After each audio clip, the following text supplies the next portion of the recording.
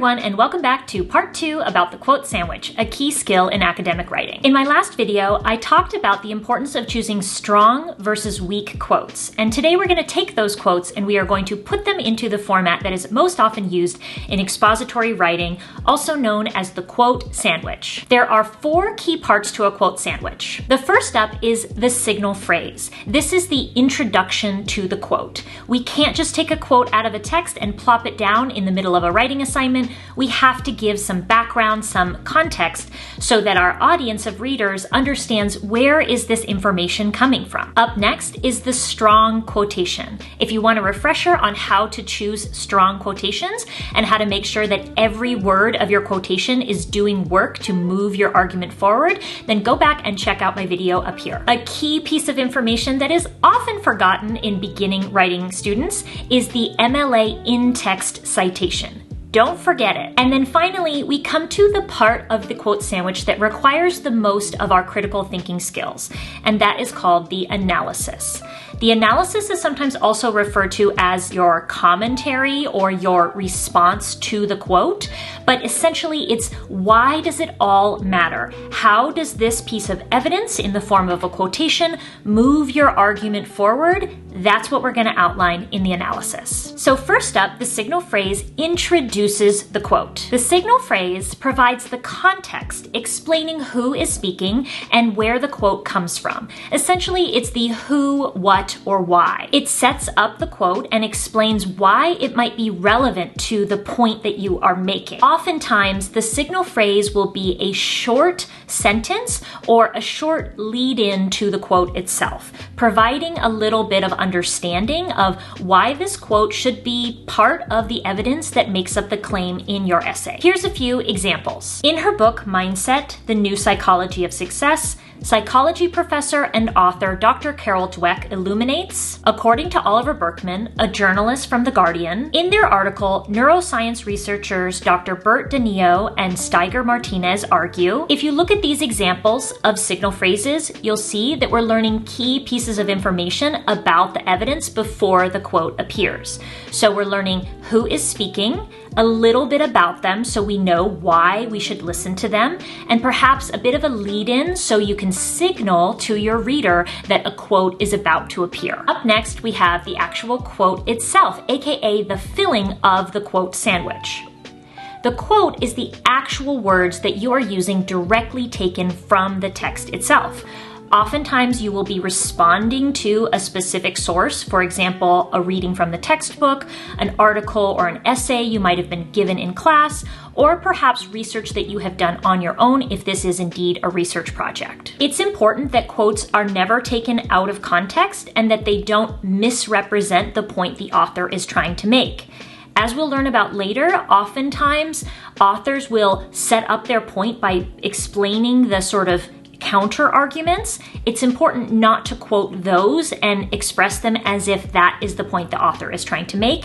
And in addition, we can't take out deleting parts of a quote that would change the meaning of the actual quote itself, because then we are misquoting or misrepresenting the point from the author whom we are quoting. As I mentioned in my previous video, we want to make sure to choose strong quotations because weak quotations are not going to stand alone, which means they cannot be understood without additional information, or perhaps they are one of those quotes that would sound better in the form of a inspirational poster on Instagram. I always picture a mountain scene at sunrise and some curly font over the top that says something like, Rome wasn't built in a day. It sounds like a good quote because we have heard it before, or it sounds like it's inspiring, but if it were to be a piece of evidence in a writing assignment, we would need to explain what is meant by that and how it fits into the context of the point we're trying to make. The other problem with weak quotes is that what they lead to in the analysis is what I like to refer to as book report style writing.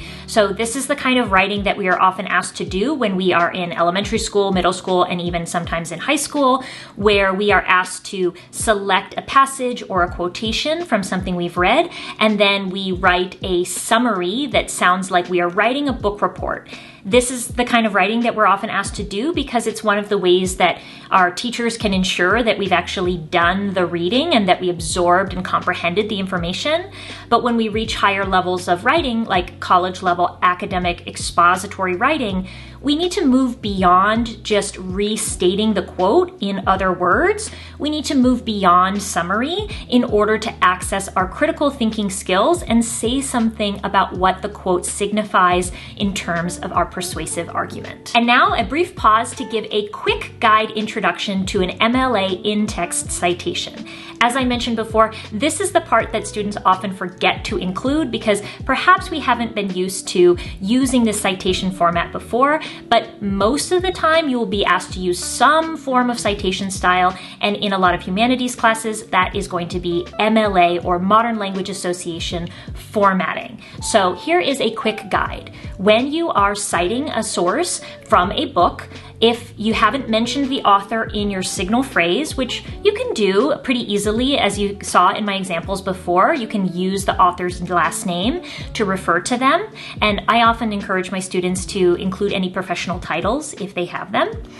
And then you also include the page number. The point of this is that anybody who reads your writing assignment can look at your works cited page or look at your in-text citations, quickly open up their own copy of the book and find that quotation and make sure that it is faithful to the author's point. If it is an article from the internet, then you will include the author's last name and the website. Again, the point is for us to be able to find that information in the original source. So using the author's last name and maybe the title of the web page or the website is an easy way for somebody to be able to look it up themselves. When you have multiple authors, you will include either both names, or if you have 3 or more, then you will use the signifier et al, which just means and others in Latin. A tricky one is when there is no author. So if there is no stated author, like for example, it comes from a web page or there's no direct byline that says by so-and-so, then you will use the title of the work inside of your parentheses, inside of your citation. So it may be the title of a book, the title of an article, or the title of a web page, but just note that titles of books appear in italics and titles of articles and web pages appear in quotation marks. So take a look at the examples you can see on your screen. The article title will be in quotation marks and book titles appear in italics. This is something I can be a little bit picky about. And last but not least, we have paraphrasing, which I also covered in my previous video on how to choose strong quotations. The goal of paraphrasing is to take a large piece of information that is maybe a bit unwieldy as a quote and condense it down into our own words in order to still faithfully convey the point that the author was originally trying to make. So since it is not our original thinking, we are going to use a citation. And what this looks like is you will use the same as if you have a book, and you'll name the author in your signal phrase, followed by your paraphrasing, and then finally the page number or page numbers if perhaps you're taking an idea that is sort of spread out in a section of the book, and in order to not have to quote long passages of the book, you're paraphrasing it, then include all the page numbers that are covered within that section where that idea originally came from. So that was your quick guide to MLA in-text citations. Don't forget that if you're asked to do in-text citations, meaning after the quotation, you're going to include this little note that sort of explains to your reader, hey, this information came from somebody else. Also keep in mind that you will most likely want to include a works cited listing at the end of your writing assignment, because that is where further information can be found for any readers who want to do more research. And whenever you have a research assignment, I actually recommend to people to take a look at the works cited or take a look at bibliographies and see there might be inspiring pieces of evidence that you want to seek out to see if there's other sources to take a look at. I know I do this when I read a really good book and they have a references listing at the end, I'll take a look at those references and see, hey, what's the next book I want to read on this topic? Finally, we come to what I consider to be the most challenging, but also most important piece of the quote sandwich, the other slice of bread. That slice of bread is the analysis, aka the commentary. There's a lot of different terms that can be used for this section of a quote sandwich, but I often use the term analysis because I believe that it most frequently relies on our critical thinking skills, which include our ability to analyze, which is just a fancy way of saying to break something down into more understandable, digestible pieces and reflect its significance. So the purpose of analysis / commentary is, in a word, significance. This is where you are going to explain why this quote matters, and not just why it matters in a general sense of like, it's an important thing for people to know, but specifically, how does it connect to the point you might be trying to make in your overall writing assignment, whether it's an essay, a research project, even a job application. You're going to have some kind of central argument you might be making, aka the thesis statement, and that thesis statement needs to be supported by the analysis of why does this all matter. Another way of putting this is that it ties the evidence, the quote in this case, because I'm going to recommend that you use quotations. I love quotations. They've already been written for you. It ties the quotation back to the main argument or the specific point that you're trying to make.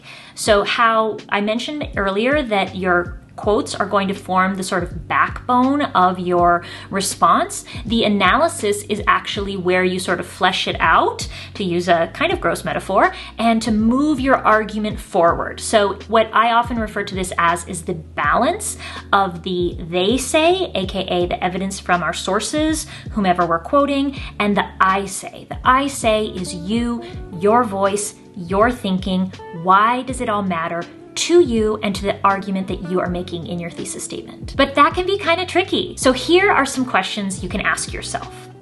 Why did I choose this particular piece of evidence?